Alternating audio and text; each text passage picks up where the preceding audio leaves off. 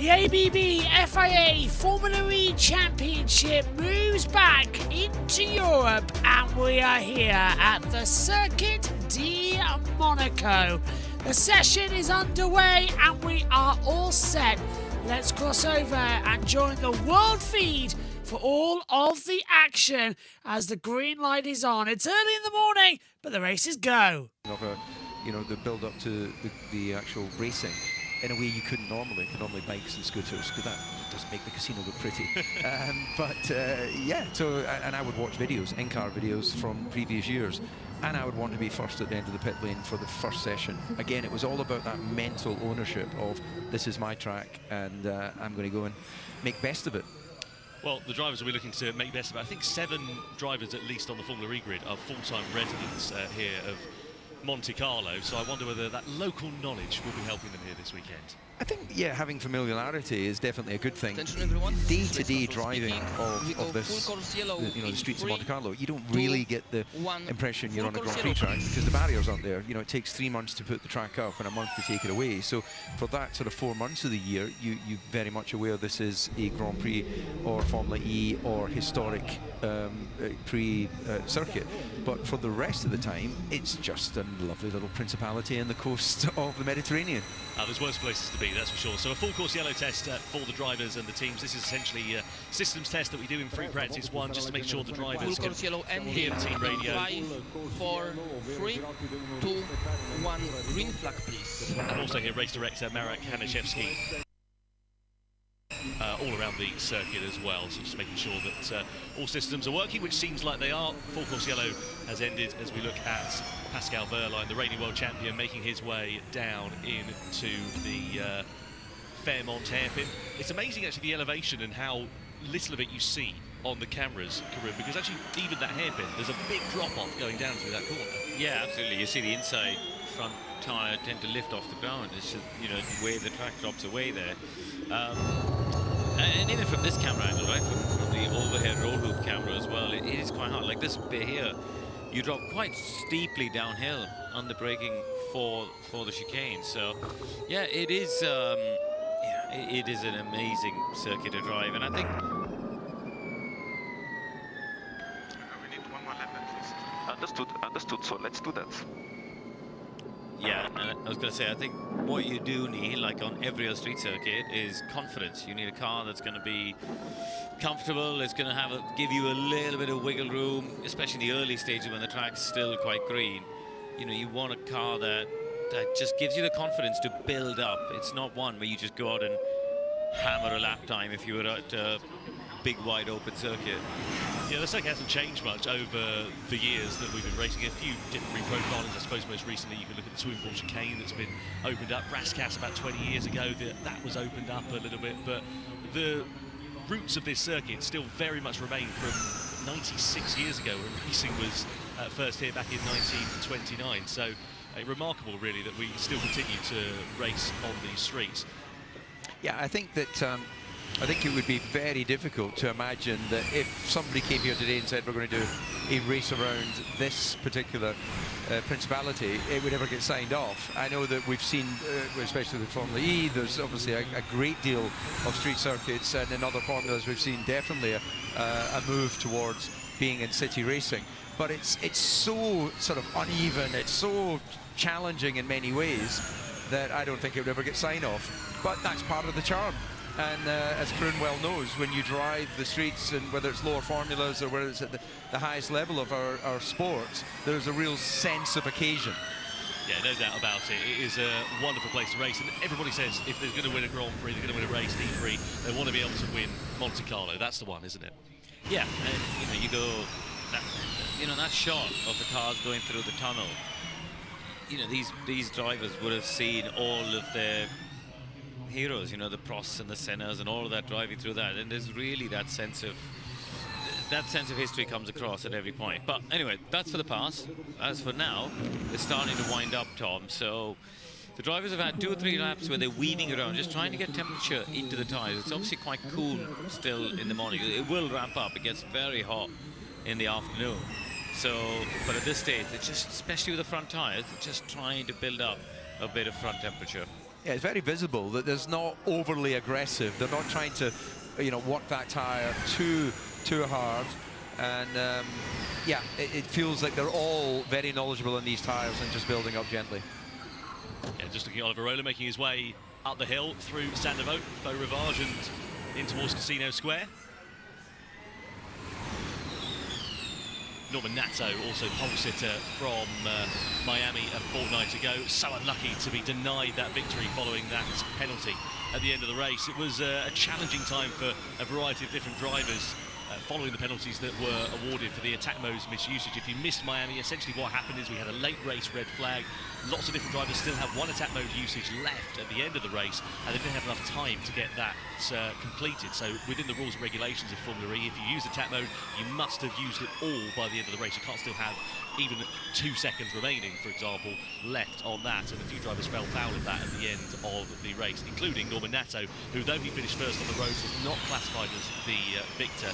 He eventually would be classified in 6th place at the checkered flag, so that would have stung a bit. I wonder if that, because I assume, Karun, that's a team strategy issue rather than the driver going, no, I don't want to take my attack mode earlier. I wonder if the team still honour the bonuses that would be there if you win the race. That's a very good question. I'm guessing highly unlikely. I used to make sure that if it was a team error, I still got bonus. Well, yeah.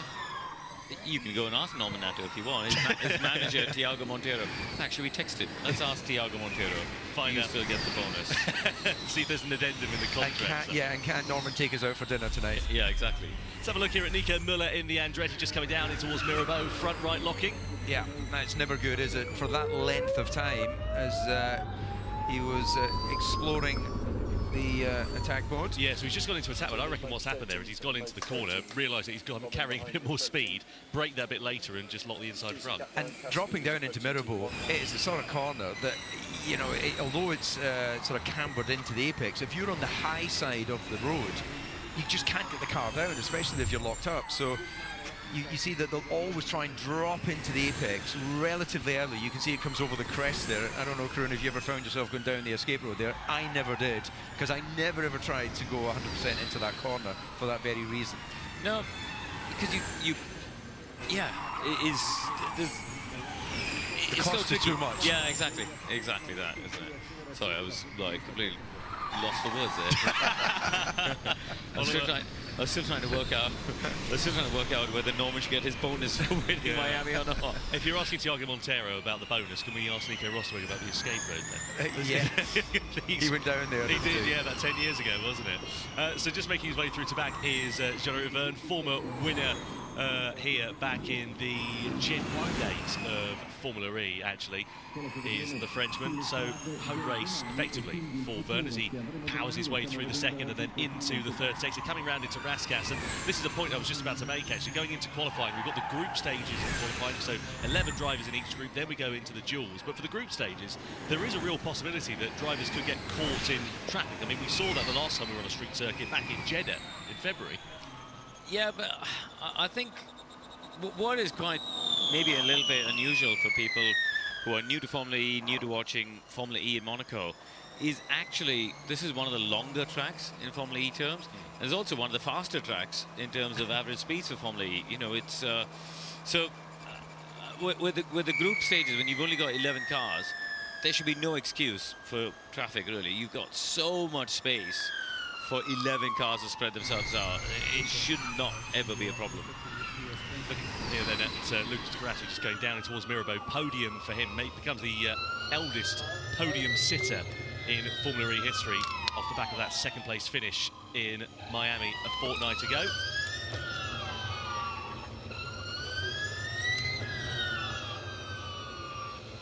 Yeah, I was just going to say that the where they have to go for the attack mode, it looks so awkward there at the inside or the outside of the Casino Square, just close to Hotel de Paris. It almost looks as if they're pointing directly at the barrier before they then have to cut to drop down the hill. Well, the drivers all got together and asked the FIA to pull the sensors forward because it was even closer to the barrier last year, which obviously made it extremely tricky. So yeah, but it's still a long way off the line. You know, you'll end up losing about 1.2 seconds, I think, by going that far off the line. Because obviously, as the weekend unfolds, that part will get dirtier and dustier and less grippy as well. Yeah. So I thought I'd lose about 1.1. So where's that extra tenth that you're losing? Somebody told me that on an Excel sheet downstairs. Right, just over 12 minutes gone of free practice 1. Let's go down to the Lola Yamaha at Garage and catch up with Thomas Biermeyer. Saunders CB is down in pit lane. What have you got, Saunders? Thanks, Tom. Coming into a very big weekend in Formula E history, you know, doubleheader in Monaco is a big thing, and you're coming off the back of your first maiden podium as a team. Good place to be. It's a great place here. Monaco is unique. Monaco is in the calendar since season 2 or something like that, so it's always a pleasure to be here. It's a special weekend because it's the first doubleheader, so it will be a hard weekend for the guys here in the garage to stay focused until tomorrow evening, and then we will see what happens. Monaco being a place where experience can pay off, and you've kind of got both sides of the coin. You've got Zane, who's had a couple of years experience here in other championships, and you've got Lucas, who's been racing here for 20 years. Yes, correct, and I had a chat yesterday with Zane, and in the last 4 years he were 3 times on the podium. Podium would be unrealistic a little bit for that weekend, but he's motivated, so he's looking forward to score his first points. And Lucas, his experience is his home race, so yeah, we are prepared for the weekend. So knowing what you know about your performance and your potential this weekend, what are you aiming for? What's your target?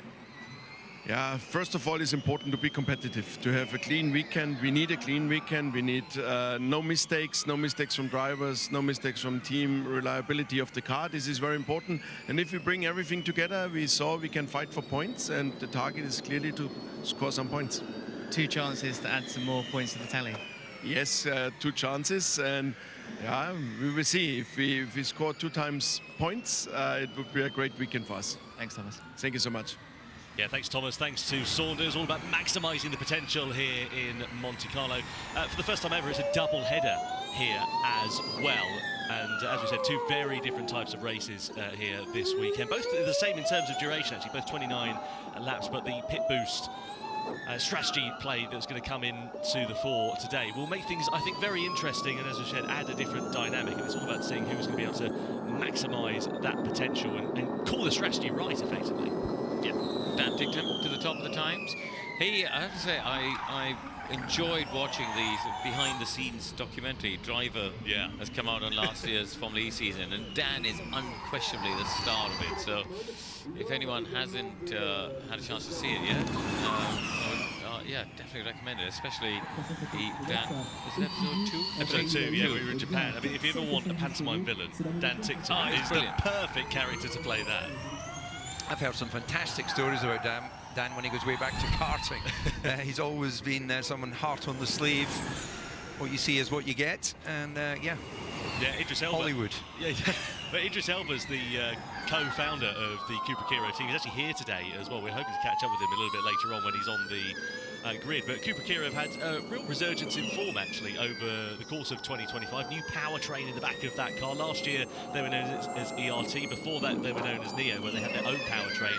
For the Cooper Kiro guys, they now have a customer Porsche powertrain in the back of that, and it's done great things for their competitiveness, including last time out in Miami we saw David Beckman getting into the duels for the first time for that team as well. Dan Tickton, meanwhile, currently 16th in the Drivers' Championship, couple of points finishes in the last 2 races, so he'll be hoping to add to that tally, and you never know, maybe a top 5 on the cards in front of Idris Elba here today would be a very welcome sight indeed.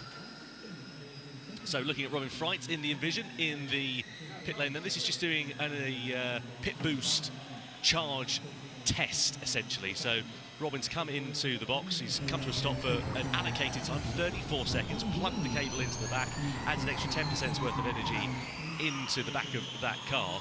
And there's an allotted time where they have to do it in the race. They've got to be between 40 and 60% in the state of charge of the battery in the race. And there's a pit window that will open. They'll come in, they'll plug the car in, 34 seconds they'll be stationary, and then they're back out in the race. And I think what was interesting last time out when we saw this, Karun, is there was an expectation from some that there would be just 2 groups of drivers coming in, but actually we saw quite a variance. Some drivers staying out for longer, you know, only 3 or 4 drivers maybe coming in on 1 lap as opposed to 11. Yeah, ultimately though, it's about it's about doing the right strategy for you versus your competitors around you. Tried before, it's wheel spinning a bit on it. I'm trying it to do it as much as I can. It does wheel spin a bit. So me talking about some traction issues there. But yeah, no, the pit boost. I thought the Jeddah race was really interesting because, you know, in some ways it's for you know, general motor racing fans. It takes a format that people are familiar with. You know, you base your strategy based around where you think it's going to be beneficial in terms of track position and what your rivals are doing, and you know, you choose your moment to pit based on all of those factors, like you would in any other sort of conventional racing. Dan Ticktum continuing to explore the limits as he goes fastest at this stage in first and second sectors, so he's getting on with it, obviously feeling confident. Yeah, he's on an absolute flyer. He goes to the top of the pile by a comfortable margin. That's the first real flying lap time that we've seen in this session, the 27.990. Teammate Beckman just pops himself up into second place. Just to give you an idea of how much quicker Gen 3 Evo is compared to Gen 3 when we were here last year. Free practice one time saw Mitch Evans top, and he was top with a 1:30.4. We were at a 1:27.9, so already a couple of seconds quicker than that time at this early stage of the weekend. And this is before, of course, the track has really had a chance to rubber in, being the first session of the weekend. And Beckman 1.4 seconds off Ticktum. That's not a great effort, really, is it? No. Early running. I'll wait for the vehicle to tell you a bit more about the plan. No, just tell me now. It's okay. I mean, we're slow anyway. Okay. We have to offload and have a look at this powertrain. So we're gonna be in the box a bit longer than planned initially. Is his engineer speaking English or another language? I could not really understand what he was saying. Well, he's French, but he was speaking English. Oh, okay. Because as far as I'm aware, I don't think Nick is fluent in French. Well, I can understand him. I very much recognise that as the English language, but... Yeah, it's an interesting one, isn't it? There, so it looks like powertrain concerns, by the sounds of things, there for Nick Cassidy in the box. So slightly longer time stationary than he would like. There's just over 10 minutes left of this session. Given the fact that we've sort of got used to the 40-minute sessions of practice in season 11, going down to 30 minutes seems like this is absolutely flying by. There's a great slow-mo there as he cuts the curb. I wonder just whether that would do any damage or cost a little bit of time dragging the arse on the curb. Yeah, you just saw him sliding his way through the swimming pool chicane. As we look here at Jake Hughes coming down into the Fairmont hairpin. Mitch Evans also now back in the box for Jaguar and TTS Racing. So I think what drivers are going to do here is probably come into the pit lane, as you can see, and then go out for a final run, maybe a couple of runs at the end of the session. De Vries here for the Mahindra team. This is Sam Bird. Now, if you remember 12 months ago when we were here in Monte Carlo, his session, and indeed his weekend, came to an end at Saint-Devote, where he crashed the car, had his hand on the steering wheel, and thanks to the way that it kicked back, it actually broke his wrist. So he was replaced for the rest of the weekend by Taylor Barnard, who put in a couple of brilliant performances, and now is his teammate on the other side of the McLaren garage. He's been the star of the season, really, in so many ways, hasn't he? I think, you know, Oliver Rowland's done an amazing job to lead the championship, but Barnard, as a rookie, has got himself into contention with Rowland, the two Porsches. You know, they're the four who've sort of, they've broken up a little bit of a gap, haven't they, over the rest of the pack in terms of the championship. And Barnard's done a fantastic job this year as the rookie. Yeah, he's been incredible. Youngest ever pole sitter, youngest ever podium finisher in Formula E. He's still got the opportunity to become the youngest ever winner this season as well. Interestingly, actually, he could become the youngest winner, but if Sam Bird takes the victory this season, he could become the oldest ever winner, which just goes to show you the difference in age between those two drivers in the McLaren garage this season. Just looking at the onboard there, Corinne, as I'm not as familiar with the dash display, there was a sort of line of red top right that sort of squared off the corner. Is that telling for locking, or are you familiar with that? I didn't see it. Just as he braked into the chicane. Yeah, that's possibly. Yeah. Because obviously they got, with the way the energy recovery systems work, you've got the, the regen happening on the bolt axles, and that might have been a warning. Yeah. Well, it's interesting you should say that, because we had the Evo sessions in Miami, and I was watching a video of one of the content creators, Driver 61, Scott Mansell, his name is now. He raced in Bosch GP and some other series, and he was really excited to get himself out of the car, but he said he was going into the car, smashing the brake pedal 130 psi, but the maximum pressure you can put on the brakes is about 85 psi this, because naturally you're lifting off with the regen and so on. So he was causing the car to go into like a fail-safe mode essentially. So braking too hard, having to come back into the pit lane and compromising his lap. So I wonder whether that was just maybe a warning for Sam, maybe hitting the brakes a bit too hard into one of the corners. Yeah, it could well be. We will explore after this session, and I'll get more educated. And there's certainly plenty of information available to the driver. Most of it will just be telling him everything's fine, but there'll be little highlighted sensors that will grab his eye if there's a particular issue. The classic always for the driver and the engineer was, driver comes into the pit lane, complains about the balance of the car, engineer says, yeah, no, we've changed a couple of bits on it, goes out and then sets the time half a second faster. Driver comes in and says, brilliant, yeah, what have you done? And they've done nothing at all. Well, that's why I've always said an engineer is part engineer, part psychologist. Looking here at Robin Freitz on full attack mode lap, you can see that with the magenta lights on the rear wing, and you can see also visibly how much more traction he's got. So four-wheel drive for these cars now in full attack mode, able to pull the car out of the corner. Just look at how much more stable it looks, especially over the curves. Yeah, but he's gone in there a little bit deep, hasn't he, into that second part of the swimming pool. And if you look at his first sector's time, it's about 3/10 down on Tictum. We'll see what the last sector does. And he goes third fastest. But you have to say, Tictum's time is really holding up well. Bear in mind, he did it earlier than the others. It's holding up well at the top of the times.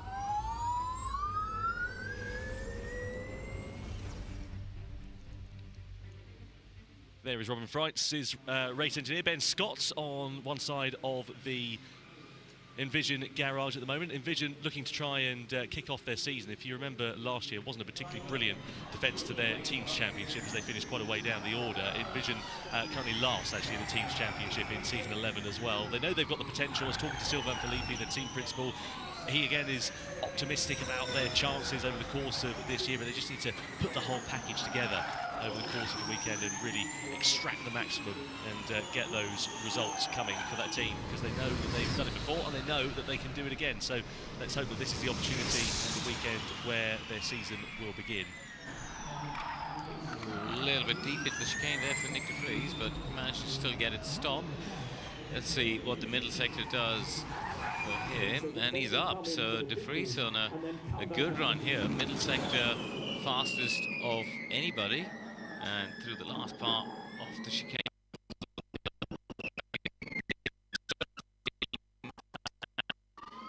Shot squirt of power before you get to. This is where the four-wheel drive and the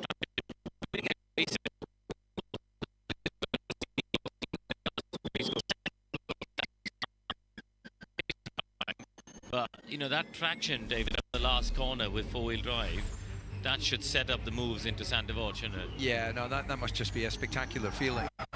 Pulled from the corner as well as pushed.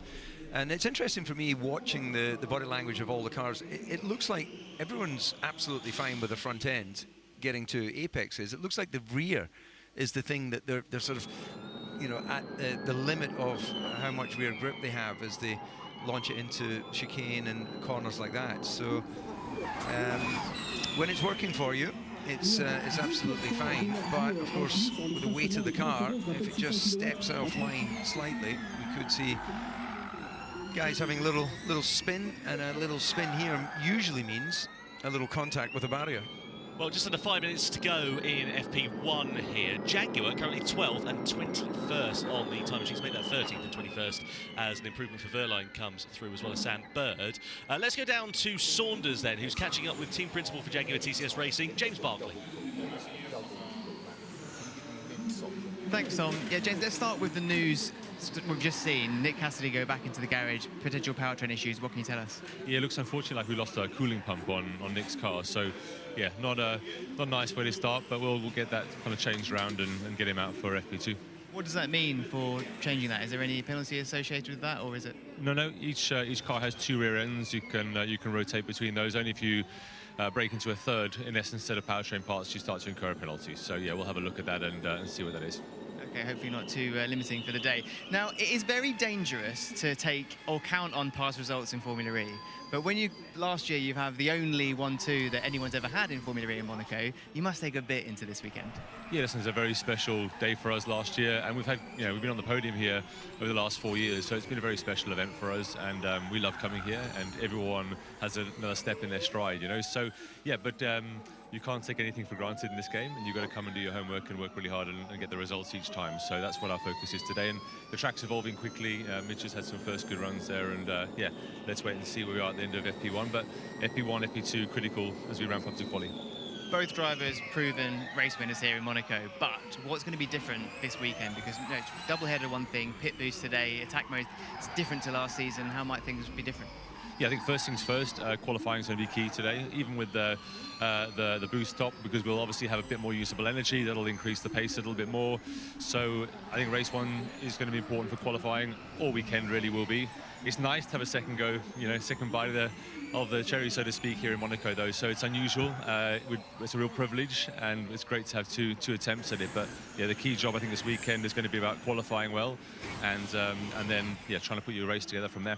Thanks, James. Thanks. Yeah, thanks, James. Thanks to Saunders. Cassidy's session then coming to an early end, not the way that he'll have wanted to have started his weekend here in Monte Carlo. And that loss of track time hopefully won't hurt him too much as we head into FP2 and quali. The times are really coming quickly now, and the Fries went quicker, is now taken over by Tickton, who's gone with a 27.5. Airline pops up now, so we're into the last couple of minutes here. They're all pumping in some attack mode laps to just try and get an understanding as the track cleans up. Yeah, I think at this stage it's just about building confidence, isn't it? If the car's talking to you, you start to feel that you own the racetrack, and you start nibbling away at getting closer and closer to the barriers. There's a lot of key corners like Casino Square here entering, and it's such a long corner that you've got no choice but to have to brake on the entry phase, whilst it leaves a large period in the middle, which is a bit of a nothing area of the corner, because you can't be flat, you can't be on the brakes. Normally that's a no-no for racing drivers. You should either be on the throttle or on the brake, or just a brief moment of thinking about it. But there's areas of this track where you need to be patient. It's I wonder if there's been a concern at Jaguar for Mitch Evans' car, based on Cassidy's problem, because he's not done an attack mode lap, so they've kept him in the lower power mode, which is unusual. You know, even as a driver, you'd want to get one run in at least in the first practice session, so you've got some data and some information to look at in the gap in between.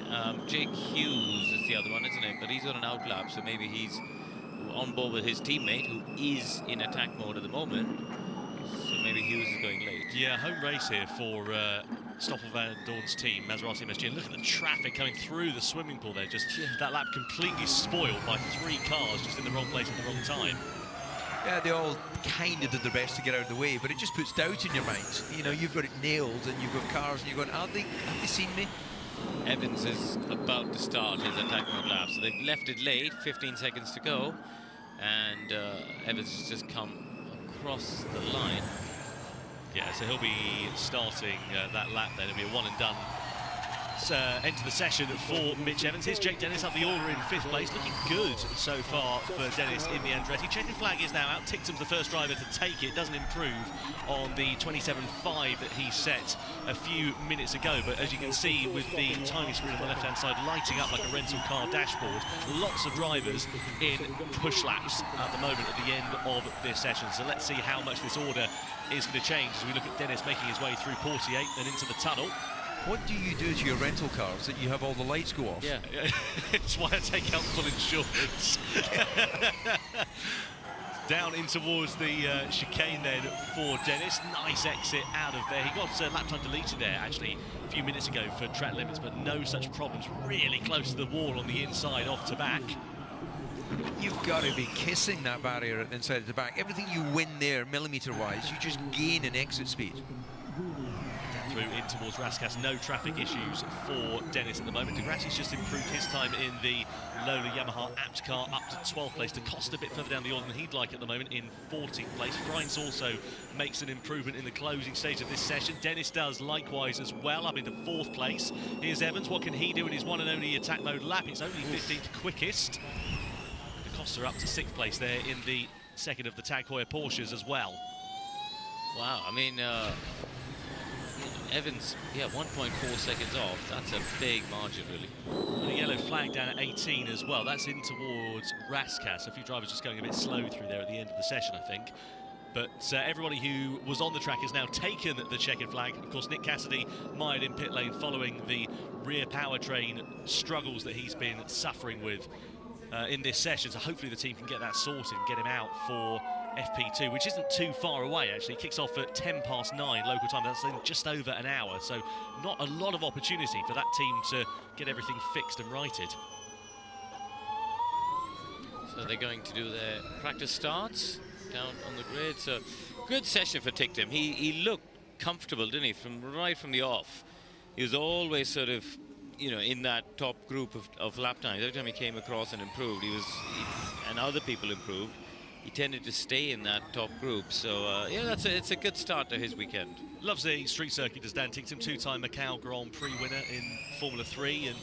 And in terms of here in Monaco, he'll argue that he's never had the right package underneath him to be able to extract the potential. If FP1 is anything to go by, it certainly looks like this year could be a bit more competitive for the British driver. Let's see what it looks like when we go into FP2, and of course, more importantly, qualifying at 22:11 this morning.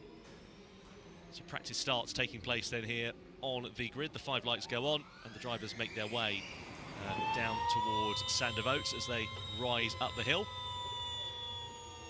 On board here with Mitch Evans. Only 17th quickest eventually at the end of that session. Of course, only one full attack mode lap for the Kiwi. Not a particularly brilliant start to Jaguars Day. No, absolutely not. They'll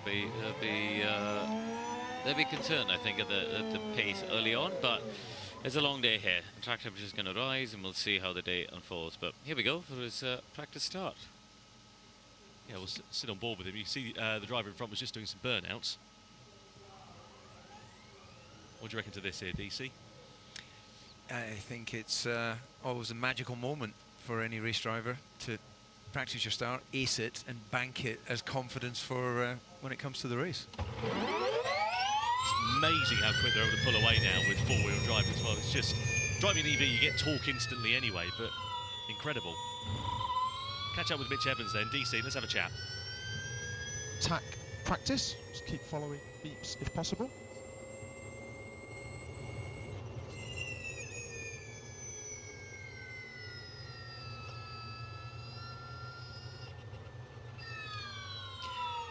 Mitch, hi, David Coulthard joining you in the car. You're the previous winner of this race, so best man to talk us around the challenge of Monte Carlo. I guess so. Or yourself. Yeah, mate. So just finish up here. It's very cold. Just getting used to these new tires, and the full drive around here is quite a bit different to last year. So yeah, we didn't quite get through our run plan, but we'll make some tweaks for FP2. And in terms of the racetrack, put us in the cockpit. Unique challenges as you approach the chicane. Yeah, tricky braking zone into there to get, you know, right to the next to the Armco, and then up to back. It's been a few victims through here over the years, so you want to hug nice and tight, but obviously it's very easy to hit the inside wall. They want, you know, the fastest part of the track here, very hard to between, and, you know, get everything linked up. It's all kind of one corner, and then to try and finish that strong here is really, really important. But 2 slow speed corners is a lot of time gain and loss there. So yeah, it's going to be an exciting one today. Yeah, and just summarise for us, Monte Carlo as one of the tracks in the season. What are the favourites? We are boxing in the pit boost box. Definitely my favourite. I love this place. It's a privilege to be here. Excellent. Well, thank you very much and good luck for the weekend. Okay, Mitch, you can pull forward. Good to hear there from Mitch Evans. So, only 17th fastest for him in the Jaguar, but a track he knows very well. As he said, his favourite on the calendar. Also a resident of Monaco as well, so one that I'm sure he drives around pretty much almost every day. Let's get confirmation of the classification then at free practice 1 here in Monte Carlo. So it is Dan Ticktum who leads a session for the first time ever in a Cupra Kiro ahead of Pascal Wehrlein, and Nick de Vries up there for third in the Mahindra ahead of Jake Dennis, Ed Mortara, making it 2 Mahindras inside the top 5. Then it's Da Costa, Roland and Nato, Jake Hughes and Maximilian Günther completing the top 10 here. Very tight margins inside the top 10, just 0.8 of a second separating those drivers. Verne just outside of the top 10 ahead of Freins, then Taylor Barnard, Buemi, De Grassi, Beckman. Evans, who we just spoke to a few moments ago, in 17th, quickest ahead of Muller, Bird, Van Dorn, Maloney, and then Nick Cassidy, those powertrain issues for him, of course, thwarting the end of that session, and he concludes it 22nd fastest. But an exciting first free practice session, only 30 minutes long, absolutely flew by here in the Principality, and they'll be coming through thick and fast today as well. FP2 along the way at 9:10 local time, so in just over 1 hour's time for that one. Then we're straight into qualifying, and the E-Prix takes place at 3:05 here this afternoon. Drivers began to build themselves up and build their pace up over the course of that session as the sun shone in the early morning light here in Monte Carlo. We watched drivers building up their pace and building up their confidence over the course of that session. This was Nico Müller, a slight lock up for him down in towards Mirabeau, and Maximilian Günther just getting balked by the envision of Robin Freitz on one of his flying laps in the session.